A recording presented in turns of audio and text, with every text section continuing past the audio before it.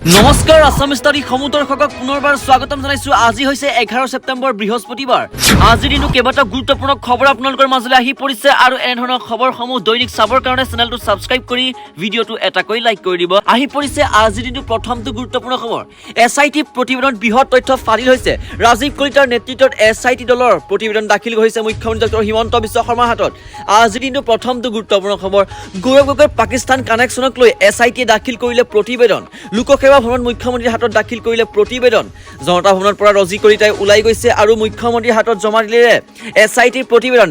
চিএমৰ হাতত প্ৰতিবেদন জমা দিলেই তদন্তকাৰী বিষয়া আৰু প্ৰতিবেদন দিয়াৰ পিছতে জনতা ভৱনৰ পৰা ওলাই গ'ল এছআইটি দল। মুখ্যমন্ত্ৰীৰ হাতত অৰ্পণ কৰিলে তদন্ত প্ৰতিবেদন। গৌৰৱ গগৈৰ পাকিস্তান যোগসূত্ৰৰ তদন্ত সম্পন্ন এছআইটি দলৰ। গৌৰৱ গগৈৰ পাকিস্তান কানেকশ্যনক লৈ এছআইটিয়ে দাখিল কৰিলে বৃহৎ প্ৰতিবেদন। আহি পৰিছে আজিৰ দিনটো আন এক গুৰুত্বপূৰ্ণ খবৰ। নেপালৰ জেনজি আন্দোলনৰ বৃহৎ বিগ আপডেট আহি পৰিছে। এই পৰ্যন্ত 30 জন লোক মৃত্যু হৈছে আৰু 1033 জন লোক আহত হৈছে নেপালত। আজিৰ দিনটো আন এক গুৰুত্বপূৰ্ণ খবৰ। নেপালৰ জেনজি আন্দোলনৰ বিগ আপডেট আজিৰ দিনটো আহি পৰিছে। এই পৰ্যন্ত 30 জন প্ৰতিবাদকাৰী মৃত্যু হৈছে এই আন্দোলনত আৰু আহত হৈছে 1033 জনতকৈ অধিক লোক। বৰ্তমানৰ নেপালৰ হাহাকাৰ অৱস্থা বৰ্তমান দেখিবলৈ পোৱা গৈছে। ভয়ংকৰ গণ অভ্যুত্থানৰ পিছত নেপালত গঠন হৈছে অন্তৱৰ্তীকালীন চৰকাৰ আৰু প্ৰাক্তন মুখ্য ন্যায়াধীশ সুশীলা কাৰ্কিৰ নেতৃত্বত গঠন হৈছে অন্তৱৰ্তীকালীন চৰকাৰ। বৰ্তমানৰ দেশত অবৰ্ণনীয় পৰিস্থিতি হোৱা দেখিবলৈ পোৱা গৈছে। চৌদিশে কেৱল কলা ধোঁৱা আৰু ভগ্নাৱশেষ। আজিৰ দিনটো আন এক গুৰুত্বপূৰ্ণ খবৰ আহি পৰিছে অসমৰ প্ৰত্যেকগৰাকী জনসাধাৰণৰ কাৰণে। অহা 14 ছেপ্টেম্বৰ নুমলীগড়ত উপস্থিত থাকিব দেশৰ প্ৰধানমন্ত্ৰী নৰেন্দ্ৰ মোদী। নুমলীগড়ত ইথানল প্ৰকল্প শুভ উদ্বোধন কৰিব প্ৰধানমন্ত্ৰী নৰেন্দ্ৰ মোদীয়ে।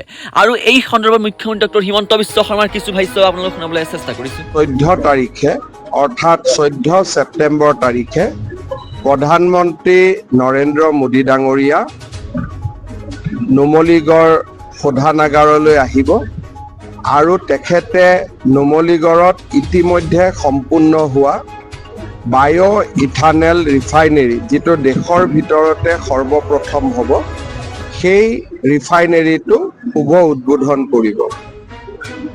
বাঁহ এক বনজাত সামগ্ৰী আছিলে। প্ৰধানমন্ত্ৰী নৰেন্দ্ৰ মোদী ডাঙৰীয়াই কিছু বছৰ আগতে বাঁহক বনজাত সম্পদ নহয় বুলি ঘোষণা কৰাৰ লগে লগে বাঁহক ব্যৱসায়িকভাৱে এক্সপ্ল'ৰ কৰাৰ কাম আৰম্ভ হয়।